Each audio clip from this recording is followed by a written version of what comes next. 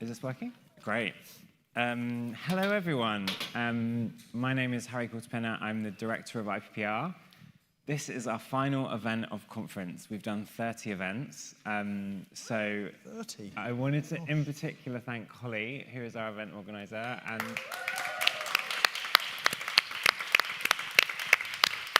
and Vicky, who I think is outside, or is she in the? She's in our other event venue. Who've done all of our events, and they've done an absolutely fantastic job. So congrats to them. We are saving the best till last, Steve. Oh, you're kind. So we are here to have a conversation about how progressives, how Labour fights back against the rise of populism. And I'm delighted to welcome Steve to join us and have this conversation. Steve, you've just taken over a new department, so we'll talk a bit about that. But before we get into that, I wanted to just ask for your diagnosis on why are people turning to the right, to the populist right? What is it that they've identified in our politics that we are so far missing or we haven't seen? Okay. First, thanks for inviting me. And very sorry to be having such a serious conversation in such a stupid hat. You'll forgive me, but I made a little move into fashion at this conference. It's gone well, so I'm going to stick with it for the time being. Populism and where it comes from. I mean, it fundamentally stems from people who feel they've been silenced, voiceless, forgotten, left behind. And they've been trying for many years now to find different ways to express their fury about that. And I'll talk through what some of those have been and where they're up to now. But they've also lost all faith in the state to fix the problems. If you live in a town which has been deindustrialized, where the high street that used to be vibrant, attractive, full of life, is now shut down and boarded up, apart from the vape shops and the bookies, where young people, as soon as they're old enough, move away and never come back again. You're going to be angry because you didn't do this. You grew up there. Maybe you've been there for a few generations. It was a great place to be, and all of a sudden, your confidence in the future has been taken away. You're going to be very, very angry. And people that have lost faith in the future cleave to the past. Yeah. So I think there's a very strong nostalgic sense around populism because they're looking back to half-remembered memories. Yeah. Some of it real, some of it not, that the past was a safer place to be, so they're afraid of the future. Politics has made lots of big promises over the last decade and a half. They were told austerity would ultimately lead to the renewal of the country, and it didn't. It just led to worse public services and more poverty and more regional inequality. Brexit, they were told, the lie on the bus, was going to fix public services, bring back jobs, restore prosperity. It didn't.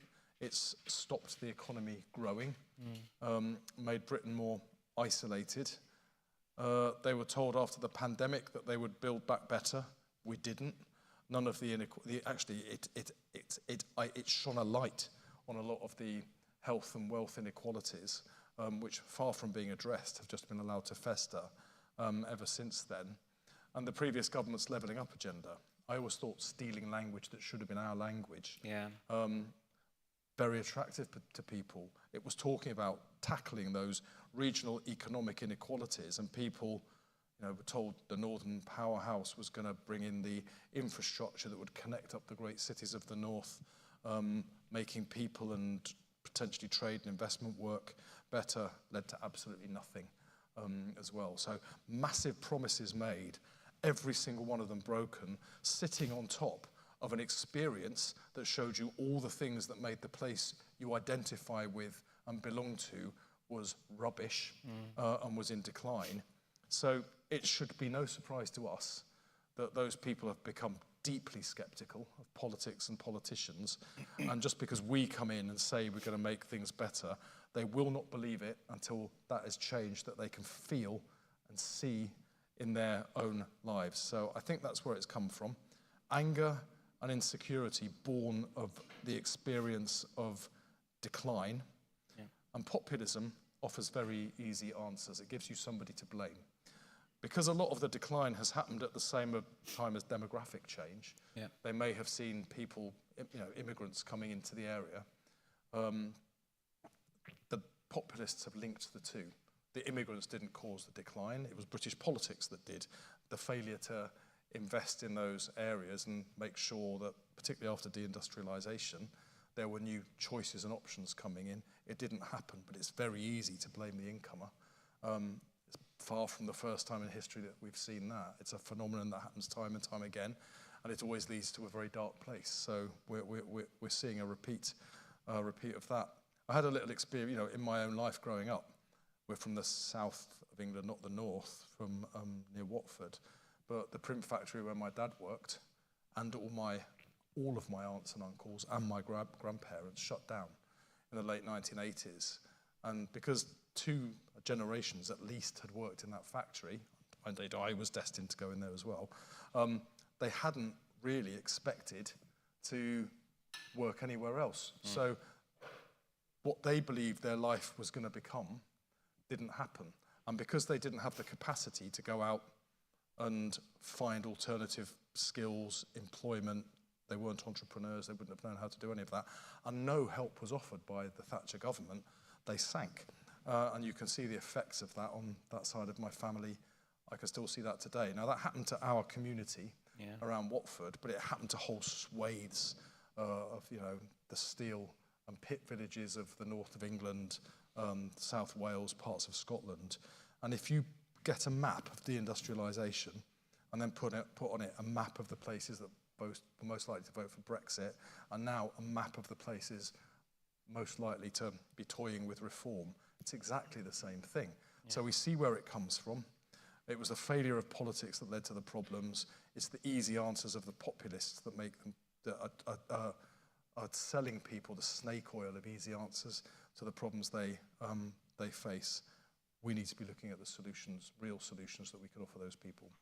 So I'm going to come in a second to the solutions and what, if there's this simplistic story that populists have told about what's broken and why, and what the solution is that we disagree with, what's our alternative? And I think we heard some of that from Keir's speech today, or the start of it kind of emerging. So I'll come to that in a second.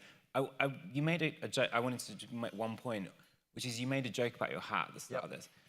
But I do wonder whether there's something else that people look at when they see populism, which is there is a kind of an element of fun, of performance that you get from someone like Donald Trump, that actually we're quite serious, sometimes a bit dour on the progressive side sometimes.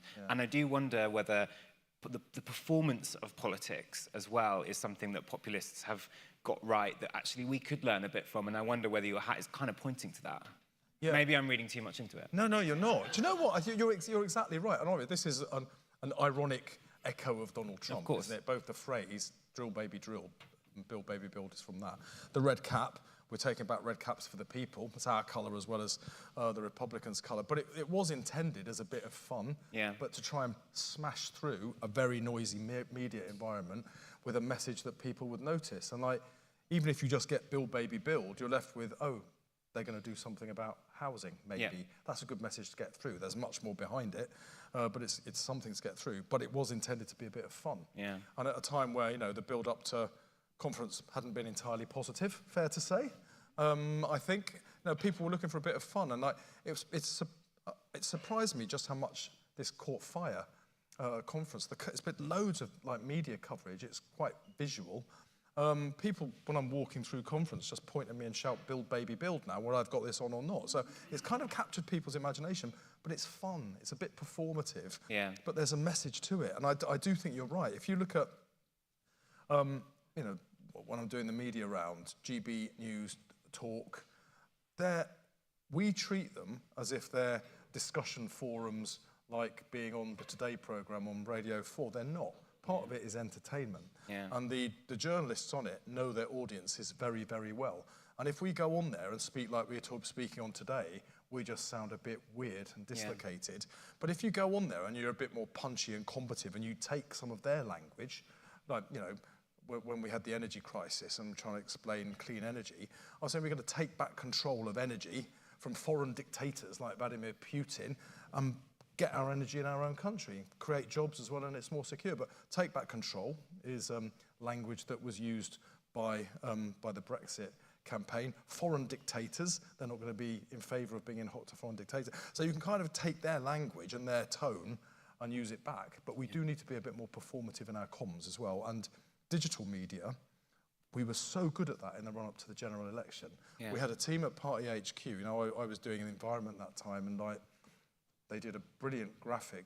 It's time to end the Tory show, with some sewage pouring over where the word S-H-I-T would be. It was fantastic. It got loads of traction, but they were doing that again and again and again. Really quick time, getting it out there with, within a day of the issue going up the agenda. But they all left after the election, and we've gone quiet. Yeah. And if you go, I spent a bit of time on looking at TikTok to try and understand it better over the summer. Strangely liked a few where people were dancing in trains and on platforms, and now that's all I see on there, which shows me something about the algorithm. But the politicians you find on there, lots of Farage, who has more followers on Twitter than all other MPs added together. Yeah. A lot of the hard left, very, very little Labour. We've just walked away, I think. And given how prolific social media is now on all of our devices, I've come to the view that we need to be effectively campaigning constantly, even in government, all the time, and making sure that we're always punching our message through in ways that are short form, visual, eye-catching, and we just need to be doing probably several things a day in order to get the message across. Yeah. And I think we can afford to take more risks as well. Because, whereas for traditional media, you'll get prepped up by your team, very careful about every word. To be honest, in digital media, we can try things out, and if it doesn't work, it'll get forgotten and move on to the next thing. Yeah. So we have to be very different in how we communicate as well. I think there's music to our ears. We've just published a paper called Insurgent Government, which, as you know, is Morgan's kind of a big thing, and a lot of it is about the different political environment we're in, and the fact that we haven't yet responded fully to that. Yeah. But it has to communicate something as well, doesn't it? It's not, you can't just communicate, there needs to be something behind it. And I think, I was taken by an awful lot of Keir's speech earlier on, but you and I have done work in the past, a lot of talking about changing not just public services, but the way the state relates to people. Yeah. And the Pride in Place funding that we, in my department, announced last week, which is about delivering up to £20 million to each of 339 of the poorest communities in the country, but with a board set up by and consisting of the local community. They're going to get money and new powers and resources to change their own areas. So we're going straight to people and allowing them to make changes to those high streets that are so in decline. That will be an experience they haven't had for decades, but we need to be communicating it constantly or we won't get the credit. So we can perhaps link looking and piloting different ways of communicating and campaigning constantly with that delivery, so the two things work together. Exactly. And talking about the PM's speech today, what did you pull out of that in terms of the story that progressives could or should be telling, and the kind of policy agenda to back that up, that is capable of competing with that very simple, persuasive story to many people that the right is telling about grievance? What did you pull out? Well, I mean, the top line is patriotic national renewal with Labour versus division and decline with Reform, very, very high level. And you have to make that more granular.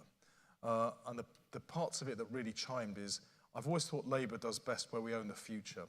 So I think talking about how we can digitise the NHS and how you can see the country's best specialist in your own living room for a consultation online, that is really good because it's harnessing technology people will understand and making something simpler and more accessible. That makes sense.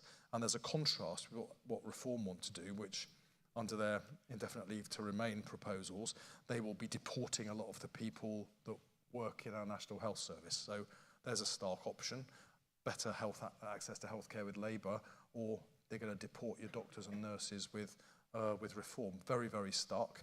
And that's leaving aside the very unpleasant social implications about deporting our friends and our neighbours from the country. That's very, very sharp. And I think elections are about choices. And the sharper we make the distinction, the clearer it is to voters, and the easier it is for them then to decide which party they're going to vote for. So I think that was very, very important. The bit that I think hasn't been picked up on enough is more linked to public service reform, which really is about reform of the state. So the Pride in Place money I just talked about, funding and powers going straight to the community. Keir was talking about localising national health services, giving the community more power over other services. You can do it in a lot of areas, not just the Pride in Place money and not just health. And my experience as a former council leader, but I've seen this in other councils that are piloting new models, is when you use models of co-production and you give the people who are using on the receiving end of a service the power to have a say as service users and not just take whatever the service providers are offering, you get far better outcomes, you get far better insights into how you need to change and reshape those services. Shall I give an example? Please, yeah, please. Theoretical. But, you know, in the ward that I represented, there was a council housing estate that was a real sink estate. People were desperate to move out of it. It had high level of, you know, fly tipping, drug abuse, prostitution. People felt very, very unsafe at night. And we set up a tenant management organisation. So the tenants elected their own board. The housing managers, instead of reporting to remote people in the town hall, reported directly to the tenant board, who, if they were not satisfied with the work being done, ultimately could sack them. And that existential threat meant that they focused very, very squarely on what the tenants wanted. And even though funding was being cut to that estate in the same way as it was to others because of reductions in public funding at that time, services improved dramatically. They started dealing with antisocial behaviour much faster. They were dealing with nuisance neighbours much faster. They got much better at collecting rent, so they had more income because they would work with the household that had a problem to overcome the causes of why they were not able to pay their rent, often linked to debt or poor financial management. They would directly support people to do that. Despite having their funding cut, they managed to make a surplus. They used that to dig up the big concrete mall that ran through the middle of the estate. They turned it into a green space. One end was a kids' playground. The other end was a community barbecuing area. It transformed the area completely, and people were fighting to move in rather than trying to get out. And that just happened in a few years. Now, the difference was that the people that lived there now had a voice, whereas before they didn't. So instead of their anger boiling over into frustration and rage at a system that had done this to them, they could use their passion to change stuff on their own terms. Now, we could do that across all public services, potentially, and that is a revolution. You know, a revolution, by definition, is shifting power from those that have it to those that don't have it. We were equalising and rebalancing power. And what those people attracted by populism, people left behind, silenced, voiceless, are most furious about is they can't effect change. They have no agency. So we can reform the way we do public services to give them the ability to make things better on their own terms.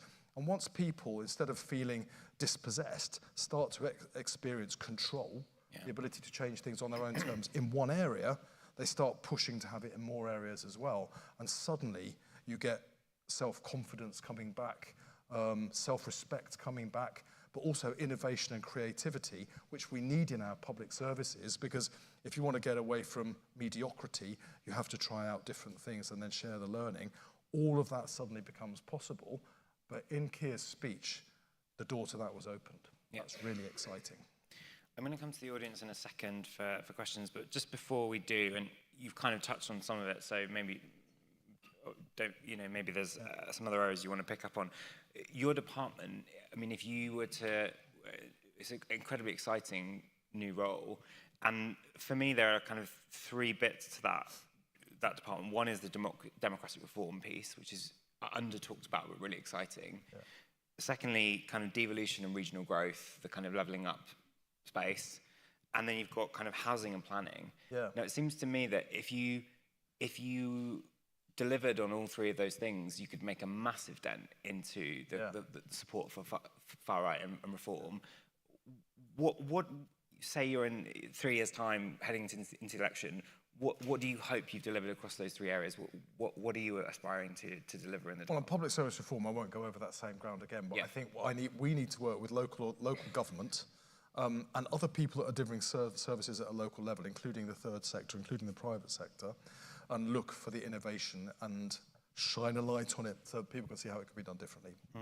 So I think that's one thing we can do that would be helpful. On devolution and democracy, we've got the devolution and empowerment bill going through. I think we can do more on localism beyond the devolution part of it.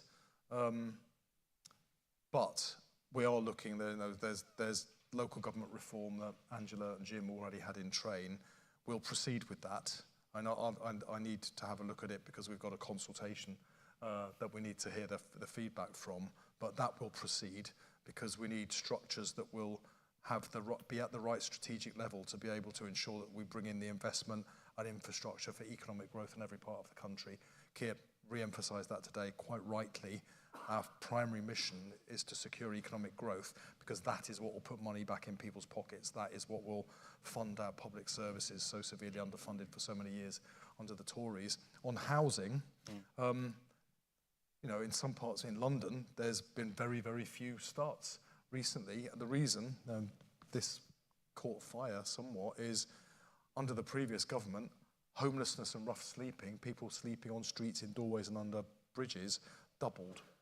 Temporary accommodation, families put sometimes into a single room with one bed and a sofa, whole families, doubled. The damage that's doing to kids' lives is unconscionable. Rents went up 50% while wages flatlined. So a lot of renters are finding their disposable income eaten away almost to nothing. So we have to build more homes to tackle that.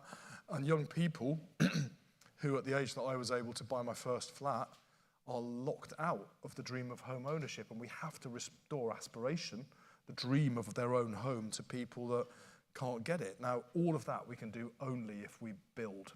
Build more, get Britain building. We've got to speed up the planning system. It's too slow and cumbersome.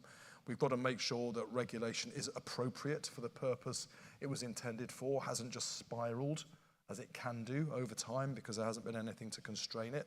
Get it back to what it should be. Get housing starts moving, get completions moving. That opens the doorway to all of that change. Angela secured from the last budget £39 billion for social housing.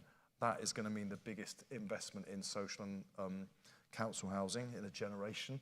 What a fantastic legacy for Angela, but I'll be making sure that gets spent up and down the country. And the New Towns programme, although we'll get started with 3 during the lifetime of this Parliament, that really is a longer-term programme because it's going to take more than one Parliament to get 12 new towns built. But it signals our ambition to get away from the Tory sticking plaster approach and invest and think for the long term of our country. So there are some pretty big metrics in that I will be measured by. It's an incredibly exciting agenda, as you say, but start to tackle those things, and you are addressing what I was outlining earlier on as the causes of populism.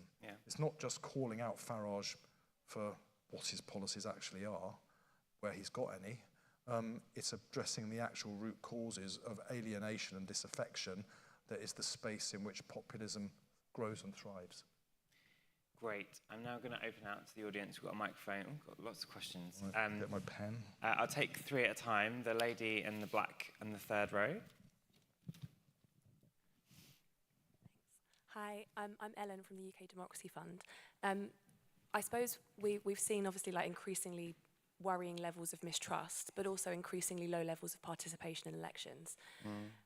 So automatic voter registration, which was in the election strategy, which is a really welcome inclusion because it's absolutely transformational in the ability to get people actually involved and participating in a healthy way in democracy. So I suppose the question is, do you see that as part of delivering, increasing trust and things like that? Great. Zoe in the front row. Zoe Billingham from IPPR North. We've been hearing a lot at IPPR from progressive leaders across the world about the cost of living crisis being the right way to reflect the kind of economic financial challenge that households are facing. So just wondering how, in your mind, we reconcile this narrative that the government's taken on economic growth with what really you hear on the doorstep, which is cost of living, and how we bridge those two. Great. And the lady in the yellow jacket, also on the front row. Hi, my name is Lara. It was really positive to hear you talk about how migrants are being used as a scapegoat, and also your value on people having a voice. And from our perspective, I'm a migrant myself, there are millions of us who can't vote. And the new bill that will be brought forward on Vote to 16, I find it would be a really exciting opportunity to follow the example of Welsh Labour and Scottish government of also extending the franchise to this community that's completely disenfranchised. There's been past support for this from Labour in the past, and I would really like a conversation on how we can include this community having a voice, a real democratic power. Thank you. Yeah. Okay, big questions. On participation and voting, I think the reason it's gone down really is because people don't think voting changes things, and they'll tell you that. And if they don't think it's going to make any difference, why bother doing it? So if you live in those areas where you just see decline all around you, decline in your family, decline in your living conditions, decline in your town centre, so it's become a place you are afraid to go out. There's nowhere to meet people anymore. And you think politicians have done this to you, and you've come to the view politicians are all the same. You are not going to participate. So we have to do the things I won't repeat again, that will start to rebuild people's trust by showing them that we will give them more power to start changing things, and then build back from that. If people have lost trust in politics and politicians, they do still trust themselves. So we have to show we trust them, not try to persuade them to trust us. And that means, as politicians doing something which is a bit countercultural, we have to win power to give it away and allow for the fact that then people may do things with it that we wouldn't choose to do, but that's the nature of democracy. But I think if politicians aren't prepared to show we trust people, why on earth should we think people will trust us? So it does require us to rewire democracy very differently and accept that politicians' role is going to be different in that kind of world. So I think we need to do that. Co-production of services, particularly with marginalised and alienated groups of people, gives them the experience of engagement leading to real change. And the more you do that, and the more you build people's confidence that engagement leads to change, the more likely they are to engage again in the future. And I think that's also how you can rebuild the trust in participation in democracy, not just in voting, but in other ways as well. So it's not an overnight fix, but I think you have to rebuild up from that very, very low base to give people the confidence they need. But it demands of us to be different, as well as demanding of them to be different. The points about cost of living from Zoe, we have to have inclusive growth. I did think for a while, Keir talks now about putting money in people's pockets, not just about growth. And I think that's a good shift, because growth is a process. But if you're growing at an unequal economy, you've just got a bigger economy that's still unequal. Yeah. What people want to know is, what does it mean for me? So I think focusing on the outcome is right. So we need to describe in more human terms than inclusive growth exactly what that's going to mean for people in their own locality, in their own workplace, so that they understand we are addressing their concerns. We're not just going to make the rich even richer and leave those that have been left behind even further behind, which I think is their fear. About migrants, I think yes, there's a conversation around the areas that you're talking about, but I think one of the big changes we're making is automatic voter registration. In the elections bill, the bit that's got all the focus is votes for 16 and 17-year-olds.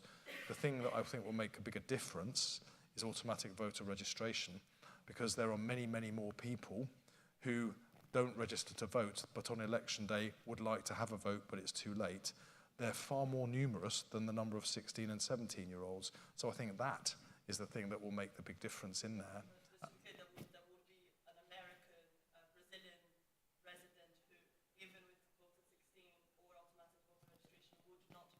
Yeah, that's right. And I think it's right that if you're not a citizen, then by and large you shouldn't vote in the elections, because there are privileges that go with citizenship, which if you haven't become a citizen, I think, you know, I'm not sure it would be right to give people the vote. In some cases, of course, we do allow that for people from certain countries and in certain circumstances. But there is you know, I think we would need to talk that through very, very carefully. But it's not just about voting. I feel this very, very strongly. People should be able to participate and make a difference beyond just voting.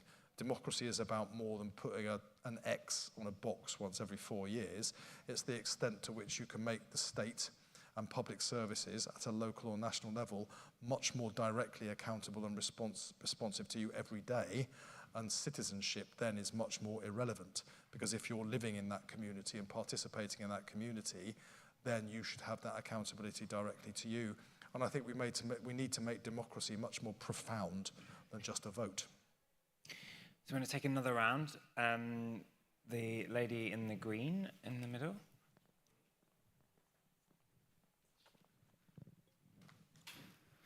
Hi, I'm Maeve. My question is about a unified narrative which can bring our coalition together, our voting coalition. I was really struck today. I actually went to a talk at the Tony Blair Institute, and they were saying the most voters that we're losing, it's actually not white working class, it's progressive voters, okay? I hear that in my own friend group. People say, no, Labour and Reform, they're all as bad as each other. Like Labour, you know, they prescribe Palestine action, blah, blah, blah. So how can we build this message, which is about living standards, raising living standards, showing that we are progressive, we are anti-racist, communicating that through social media. People who mostly get their news from social media are working class and under 35, okay? We have to show that we're not Reform. We have to reach out to the progressive members of our coalition. What are your thoughts? Thank you. Thank you. The gentleman just next to Marcus. Hi there. Councillor Brad Baines, councillor in Oxfordshire. I just wanted to ask, because seeing as the event is about populism, not necessarily just right-wing populism, I was interested to ask that in an era of kind of vibe-based politics and an emphasis on values politics, how does the Labour Party effectively compete against populist challenges on the left? Great. And final question, gentleman on the left.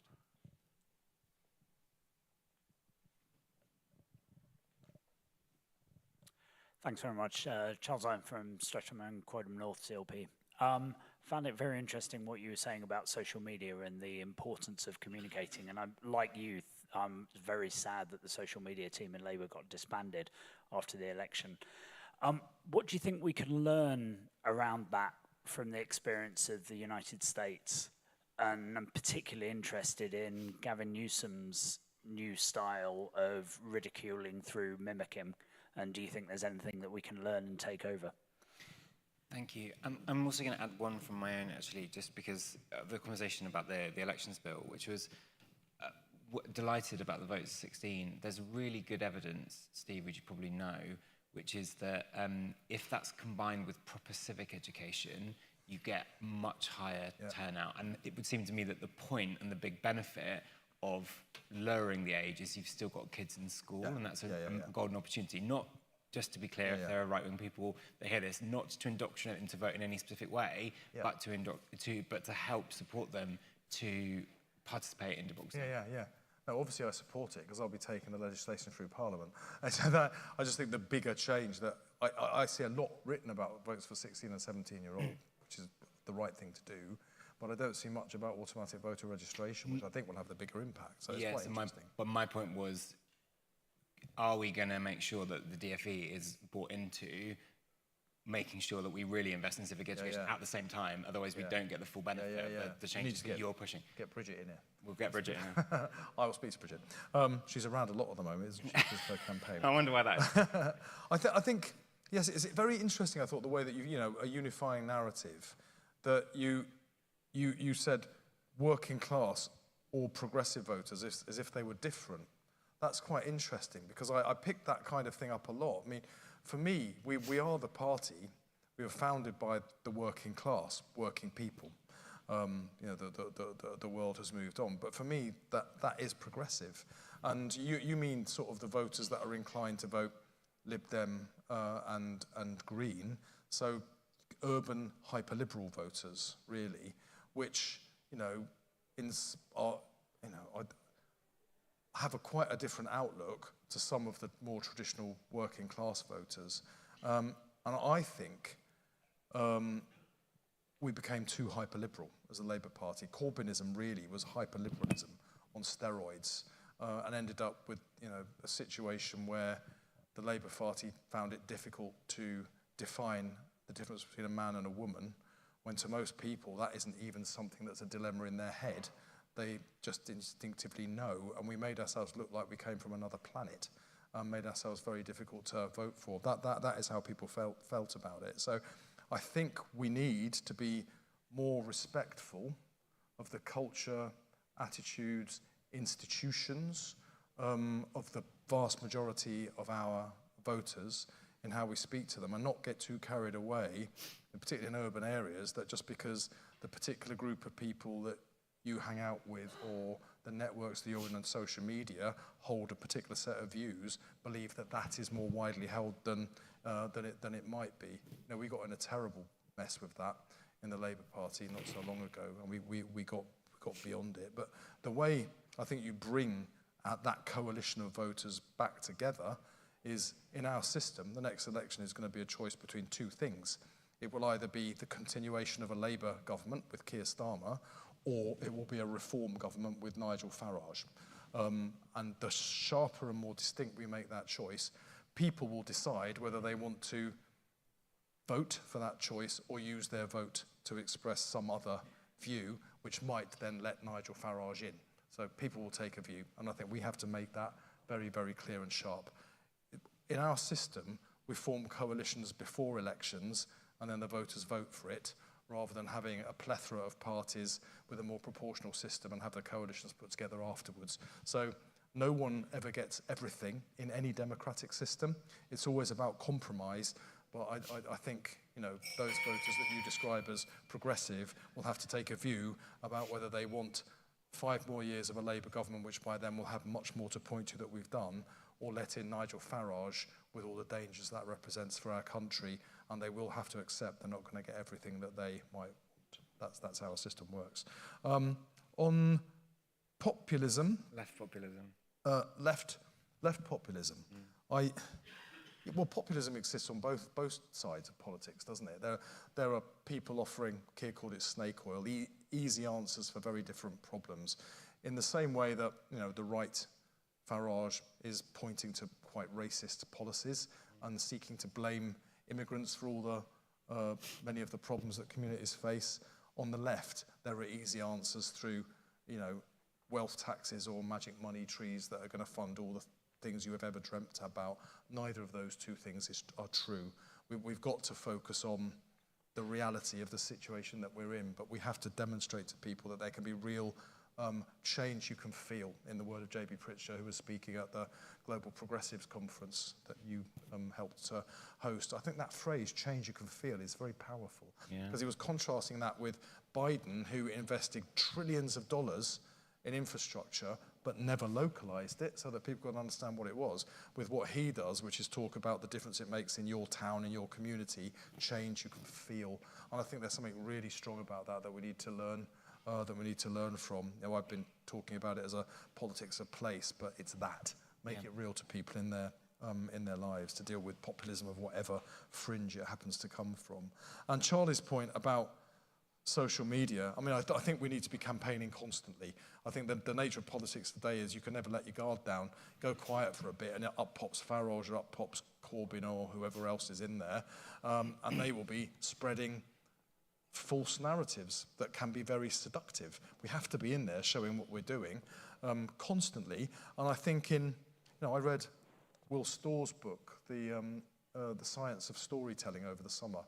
Anyone read it? It's really good if you know it. It's like, so he's basically explaining, using neuroscience, how human perception works and why some types of narratives are attractive and other narratives are not attractive, because of really how the brain functions and how the brain processes and receives information. People are quite self-interested. So if you try to persuade people to vote based on altruism, ultimately, they're not going to do it. Enlightened self-interest is kind of more altruistic, but you have to make the case for what people are going to get out of it. And sometimes the left talks as if voting altruistically is what people should do, but it isn't what people actually do. That was a very interesting thing. People are very, process doesn't attract people. People are not interested in process, they're interested in outcomes. It's why talking about growth is not as good as talking about more money in your pockets. They're interested in the outcome, they're not very interested in the process. People are very interested in change, because change represents both an opportunity and a threat. And the human brain is wired to look out for threats and opportunities. So static, not that bothered by, and there's no risk to me. Change, there's an opportunity, there's a threat, what is it? So you talk about change to get people's attention, but it's really worth us reading and understanding the science of storytelling so we get our storytelling right. Because sometimes we miss the point and we communicate in a way that we're doing a lot of it, but it doesn't actually land in people's heads because it's not designed to connect with how people perceive information. So, that's, I say on social media, we need to be more visual, more short form, more eye-catching, sometimes more aggressive, because it's more punchy. Yeah. But we do need to learn lessons today about how social media and the world, the population consumes information, because it's not like it was even 5 years ago, let alone 10 years ago, and we're a bit out of date. Fantastic. We're at time, unfortunately, so try and grab Steve on the way out, and his advisors can try and fight him through the crowd. I want to thank everyone for joining us. I want to thank Steve in particular. I want to thank you in particular, Steve, because what I think we heard from you today was a kind of a pragmatic radicalism. There was a radicalism there that sometimes is missing from our politics, and I think progressives need bold answers in this moment. So it's pragmatic, but it was radical. So thank you very much. Yeah, and thank you to all of you. Yeah, cheers. Thanks, Harry.